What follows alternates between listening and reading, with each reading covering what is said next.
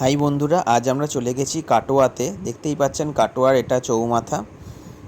এই চৌমাথা থেকে ডান দিকে গেলে আমরা স্টেশনের দিকে যাব। এই পিসিচন্দ্র জুয়েলার্সের শোরুম পেরিয়ে আমরা একটু এগোলেই এই যে দেখতে পাচ্ছেন এখানে পরোটা ভাজে, তার পাশের গলিটা দিয়ে ভেতরে ঢুকে গেলে এখানে পাপুদার হোটেল, এইদিকে গেলে স্টেশন পড়বে।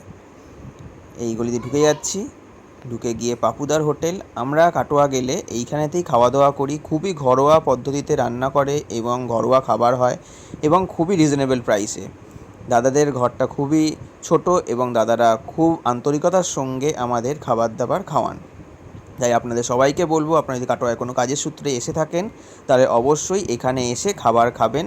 আমরা এখানকার ফোন নাম্বারটি নিচে দিয়ে দিলাম, এই নাম্বারে আপনারা ফোন করে অবশ্যই আসবেন। দেখুন আমাদের এই থালিটা নিয়েছিল 100 টাকা।